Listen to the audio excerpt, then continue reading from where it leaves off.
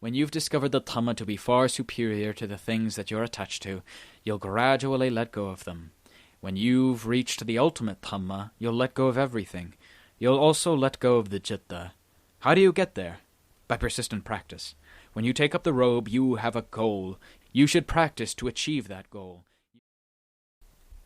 Mental Development, August 28th, 1979.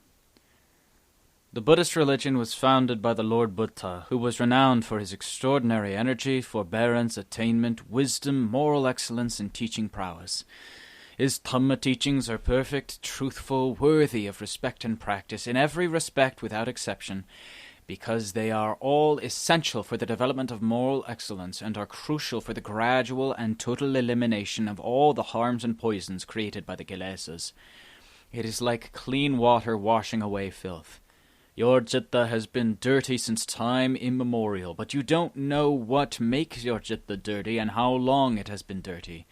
The filth that makes your citta dirty is thoroughly blended with your citta like an arrowhead that is completely embedded in the flesh. These impurities and the citta become one and the same thing, and it's not possible for you to differentiate them through ordinary reflection. The only way to find out is through the practice of citta bhavana, or mental development. The Lord Buddha became enlightened and purified his citta with Dhamma practice and became the world's object of respect and admiration. It was the same way with the Savakas, or noble disciples.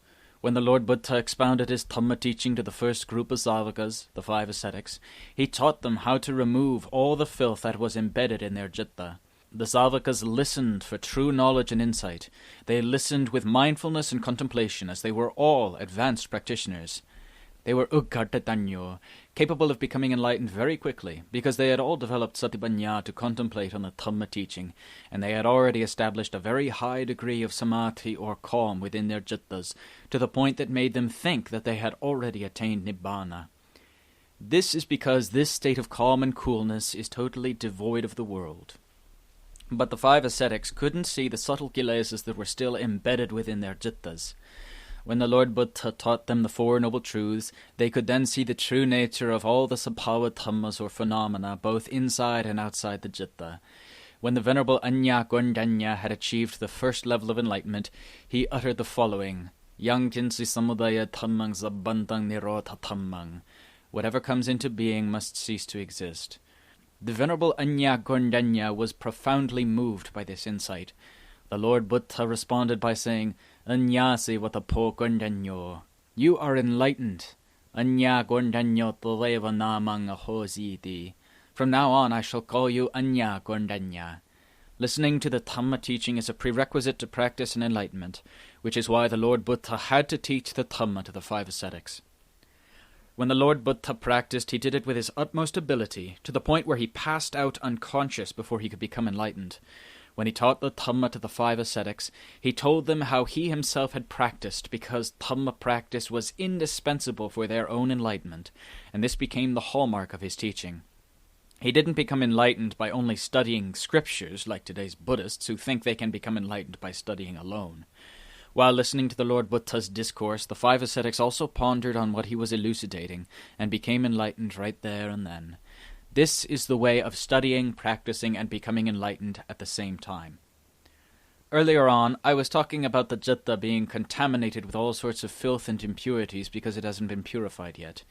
It's so polluted that it's not possible to make out what the citta really is. For this reason you have to practice, because by practicing you'll wash away all the impurities from your citta. Starting from the practice of sila or morality, you'll gradually move up to samadhi, which is essential for getting inside the citta before you can develop panya. Samadhi will gather all the kilesas into one place to temporarily stop them from contacting the visible objects, sounds, aromas, flavors, and tactile sensations, and consequently stop them from bothering the citta, which will then become calm and cool. Panya will then purify the citta by investigating the various phenomena that the citta becomes entangled with. What visual object is the citta obsessed with? Is it the image of a man, a woman, or another visual object? Panya will have to investigate the image the citta is attached to. Why must the citta be obsessed with a beautiful body that causes it to become restless and agitated? Because this body has an alluring power and the citta's perception is delusional. Banya has to investigate and analyze this body. Why must the Citta cling to it?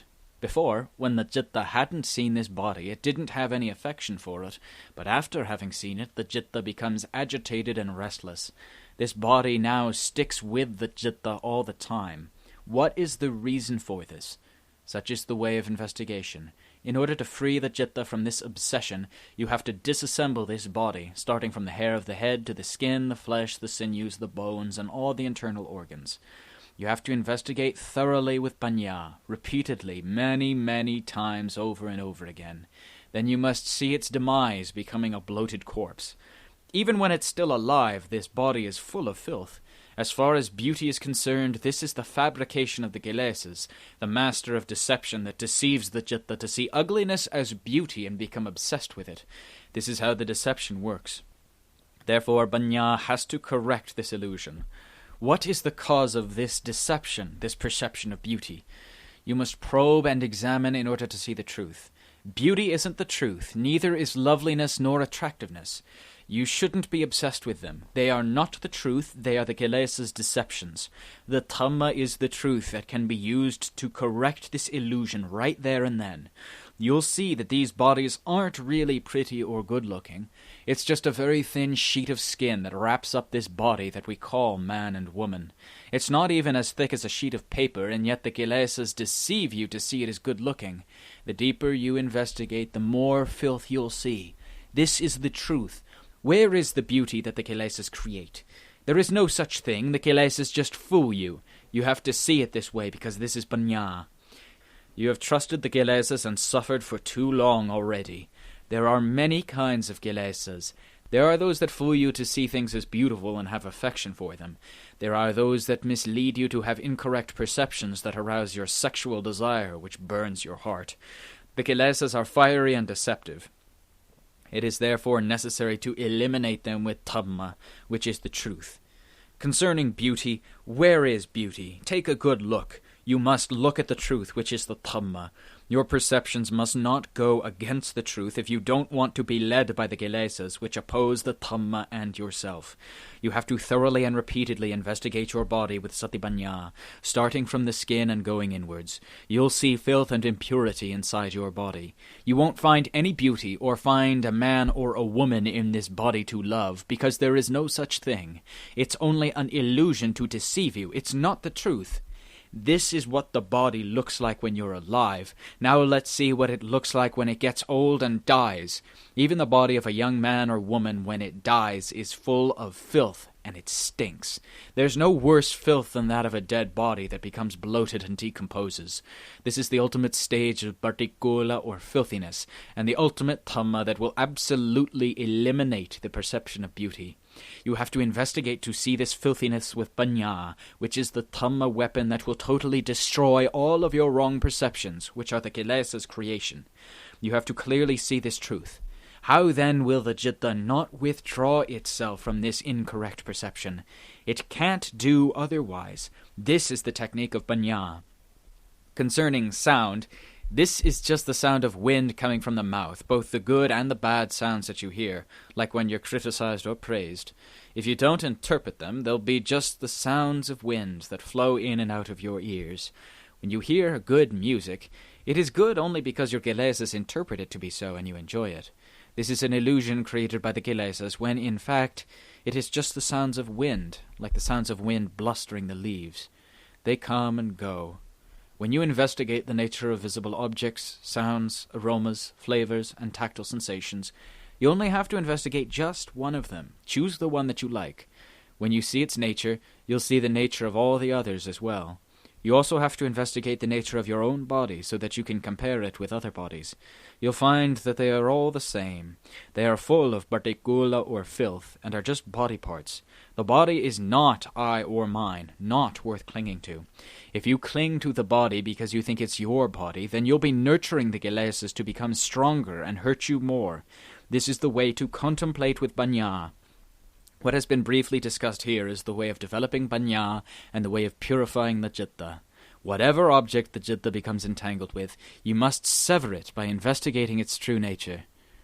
You have to ignore the Kilesas' commands. Following the Kilesas' orders is deceiving yourself. Opposing the Kilesas' biddings blow for blow is Dhamma. Investigating relentlessly and consistently an object's true nature is Panya. By alternately investigating and resting in samadhi, you'll make the citta calm, firm, peaceful, cool, courageous, sublime, and magnificent.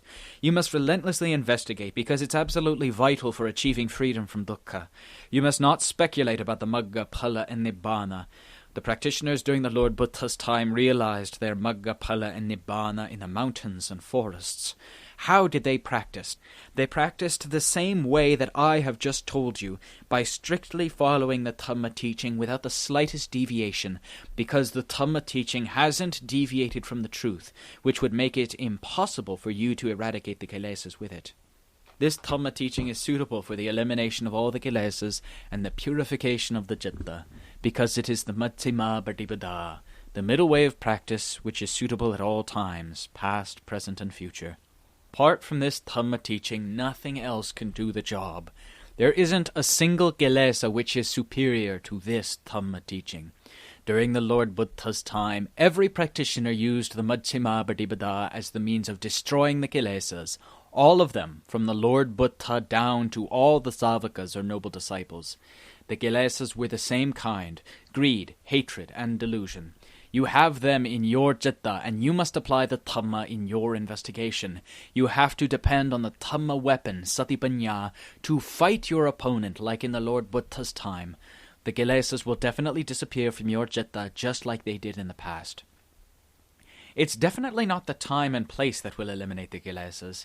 The Kilesas will only disappear from one place, which is the citta, at the time when Satipanya has been developed to maturity.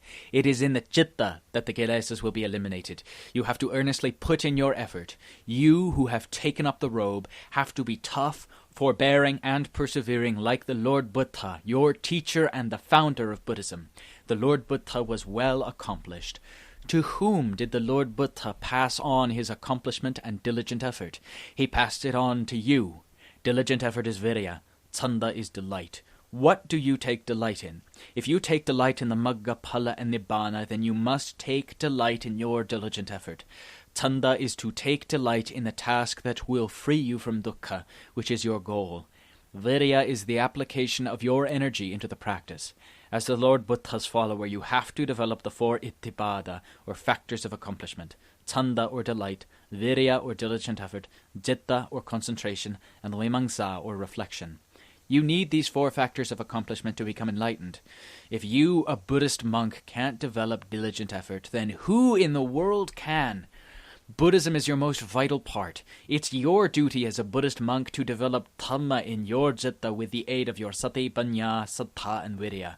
How can you not do this? Is this really possible? You have to be earnest and serious in your struggle with the Kilesas. You have to really fight them. You mustn't be frivolous, because that wasn't the way the Lord Buddha and the noble disciples fought to free themselves from dukkha. You mustn't be weak, lazy, careless, or cut corners. You have to be genuine, earnest, and mindful with whatever task you do.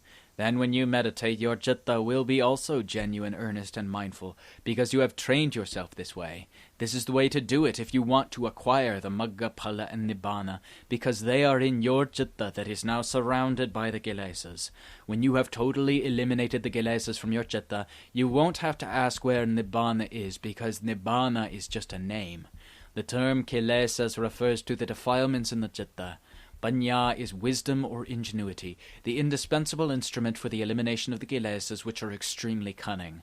But they can't be smarter than Satipanya, Saddha, and Virya, which are the most vital Dhamma faculties. You have to be mindful, firm, and resolute with your practice by always concentrating your citta on the present, the here and now. Don't speculate about the past, the future, where to get rid of the Kilesas, or where to attain the Magga, Phala, and Nibbana, which can't be found anywhere else but in the citta. The Kilesas themselves never speculate. That's why they manage to dominate the hearts of all sentient beings.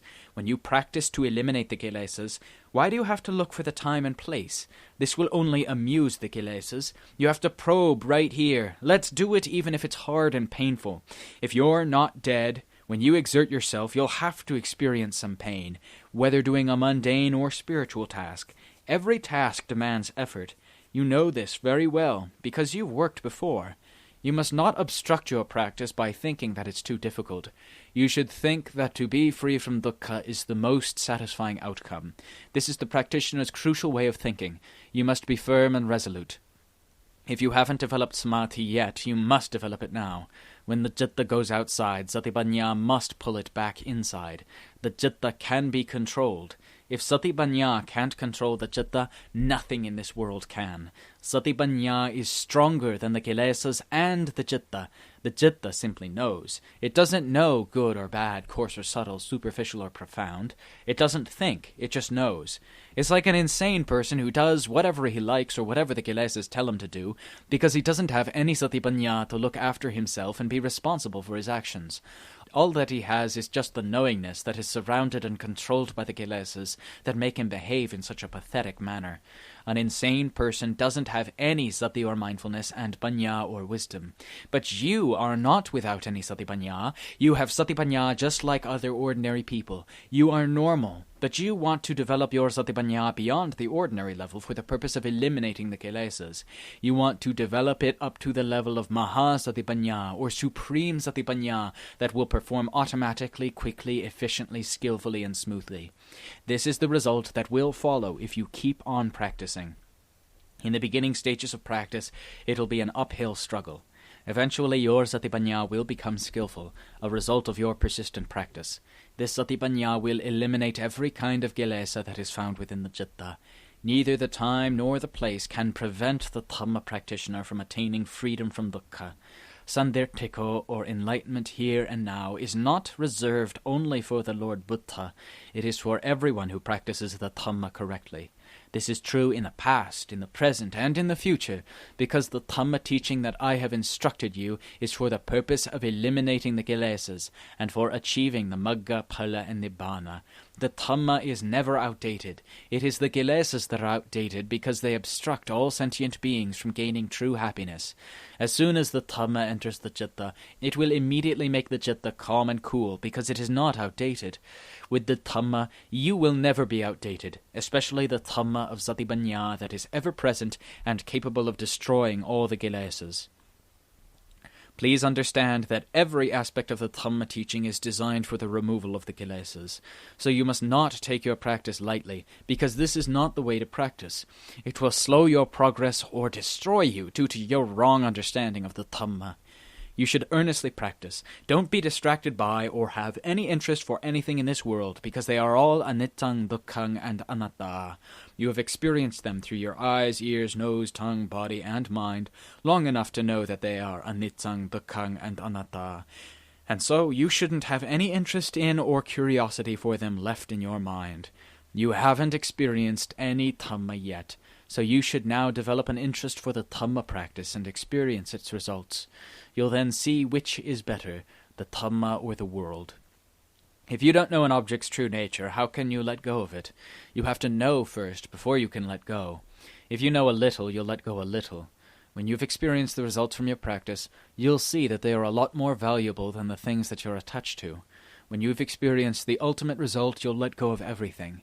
Nothing in the three realms of existence is as valuable as a purified citta that's absolutely freed from dukkha.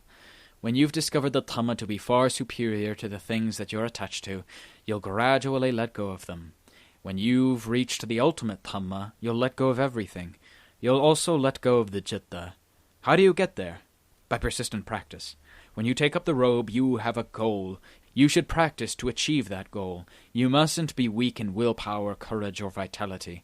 Sati is absolutely indispensable. You mustn't forget this. I have always told you this. You need banya occasionally, but you need sati all the time. The only exception is when you fall asleep. If you can develop your sati to be ever present, your practice will rapidly advance.